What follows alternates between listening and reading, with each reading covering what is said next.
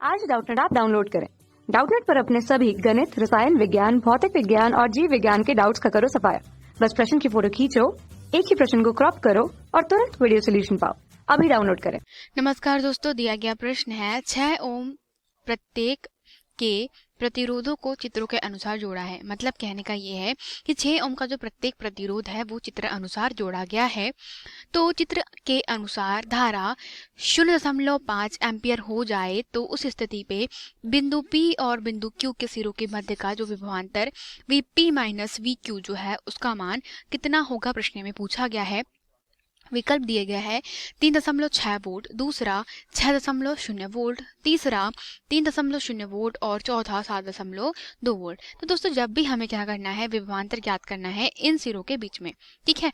तो यहाँ पे हमें क्या करना है कि ये जो प्रतिरोधों के मान है दोस्तों हमें दिए गए हैं। तो हम जानते हैं ओम के नियम के अनुसार कि हम जब भी विभव निकालते हैं तो विभव निकालने के लिए हमें क्या चाहिए होता है दोस्तों, I इंटू आर का मान चाहिए होता है। तो धारा हमें दी गई है तो ज्ञात क्या करना है, सिर्फ हमें अब सिर्फ R का मान ज्ञात करना है।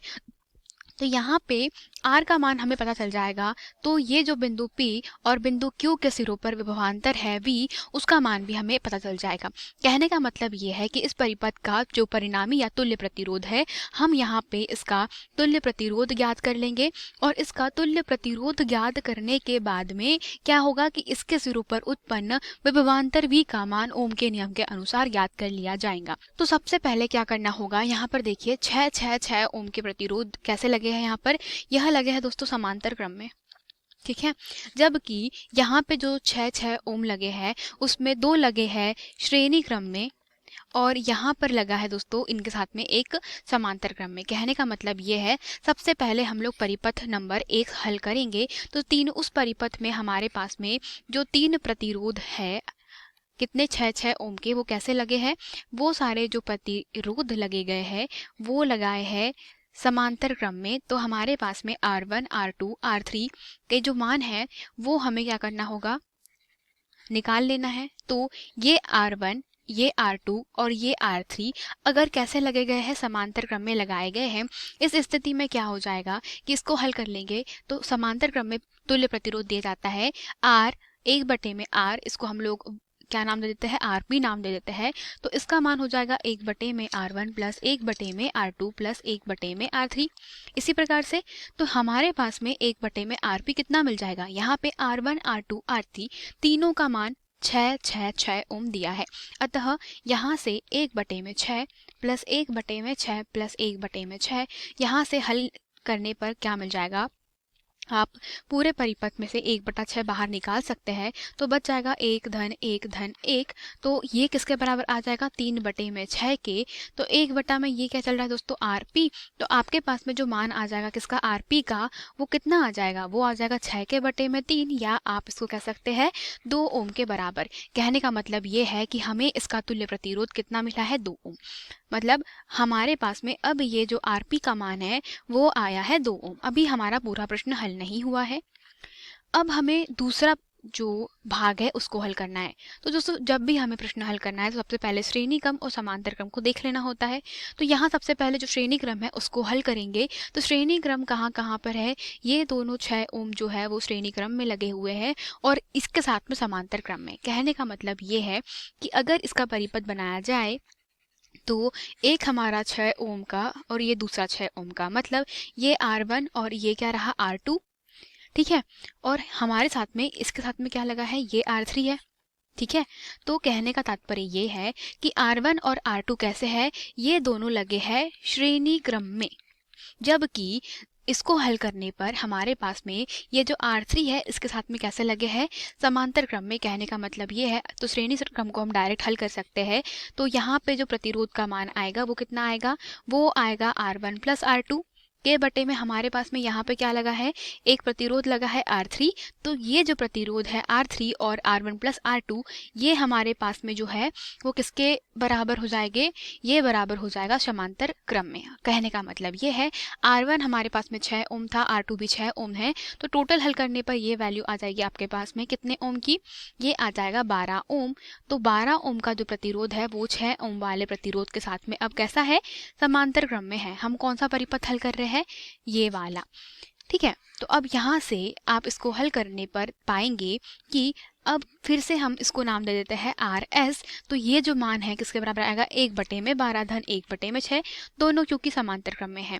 यहाँ पे इसका लघुत्तम ले ले आप, तो आर एस जो है वो बराबर आएगा 1/12, तो 1 धन कितना हो जाएगा 2। तो यहाँ से आप पाएंगे कि आर एस जो है वो किसके बराबर हो जाएगा, वो हो जाएगा 12/3, मतलब कि हल करने पर ये मान किसके बराबर आएगा, 4 ओम के बराबर आएगा। तो हमने क्या किया, अब हमारा जो आर एस है उसका मान हमने निकाला 4 ओम। तो हुआ क्या कि अब इस परिपथ को आप ध्यान से देखिए, हमने इसको हल किया, हमने इस परिपथ को हल किया और इसके तुल्य प्रतिरोध निकाले। कहने का मतलब ये है कि अब इसका जो तुल्य परिपथ बनाया जाएगा, ठीक है, तो जो तुल्य परिपथ दिया जाएगा वो किस प्रकार से दिया जाएगा, वो दिया जाएगा कुछ इस प्रकार से। ये हो गया आपका एक प्रतिरोध, ये आपका होगा दूसरा प्रतिरोध, ये हो गया बिंदु P, ये हो गया बिंदु Q। ये आपका प्रतिरोध Rp और ये है प्रतिरोध Rs। तो Rp का मान हमने निकाला था 2 ओम, ये रहा 2 ओम, ठीक है, तो ये हमारा रहा 2 ओम, और Rs का मान अभी निकाला हमने 4 ओम। तो अब ये PQ के बीच में किस प्रकार से लगे हैं, आपने जब इसके तुल्य प्रतिरोध निकाले तो यहाँ पर क्या हुआ कि अभी देखिए कि आपके पास में ये जो तुल्य प्रतिरोध है वो काय में मिल गया है आपको, यह मिल गया है श्रेणी क्रम में। तो श्रेणी क्रम में जो प्रतिरोध होते हैं उनका क्या हो जाता है, यह योग हो जाएगा। तो Rp और Rs आपस में जुड़ जाएंगे, तो P और Q के बीच में हमें परिणामी या तुल्य प्रतिरोध मिल जाएगा। अतः हम लोग लिखेंगे तुल्य प्रतिरोध। तो यहाँ पर आप लिख सकते हैं तुल्य प्रतिरोध, ठीक है। तो जो तुल्य प्रतिरोध है उसको किस प्रकार से आप हल करेंगे, Rp + Rs। तो यहाँ पर बिंदु P और बिंदु Q के बीच में हमें एक प्रतिरोध मिल जाएगा R। तो R आपका तुल्य परिपथ में प्रतिरोध है और ये प्रतिरोध का मान कितना हो जाएगा, 2 धन 4 ओम, मतलब 6 ओम के बराबर। तो बिंदु P और बिंदु Q के बीच में 6 ओम का प्रतिरोध है, ठीक है। तो यहाँ पर डायरेक्टली हम लोग लिख देते हैं किसके बराबर, 6 ओम के बराबर।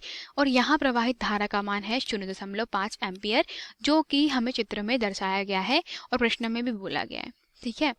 अतः हम कहेंगे कि बिंदु P और बिंदु Q के बीच का विभवांतर अगर VPQ या आप इसको नाम दे VP - VQ है, तो उसका मान हो जाएगा I × R। तो I का मान आपका 0.5 एम्पियर है, धारा का मान पता है, प्रतिरोध आपका 6 ओम का है। हल कर लीजिए, तो यहाँ से हल करने पर 0.5 × 6 हो जाएगा। तो यहाँ से आपके पास में 3 वोल्ट का क्या मिल जाएगा, आपको विभवांतर प्राप्त होगा। अतः 3 वोल्ट हमारे प्रश्न का सही उत्तर होगा। तो विकल्पों में देखिए सही उत्तर कौन सा होगा, विकल्प क्रमांक 3 जो है 3 वोल्ट वही क्या है, सही उत्तर हो जाएगा। धन्यवाद। कक्षा 6 से 12वीं से लेकर नीट, IIT, JEE वो एडवांस के लेवल तक 1 करोड़ से ज्यादा छात्रों का भरोसा। आज ही डाउनलोड करें डाउटनेट ऐप या व्हाट्सएप करें अपने सारे डाउट्स 8400 400 400 पर।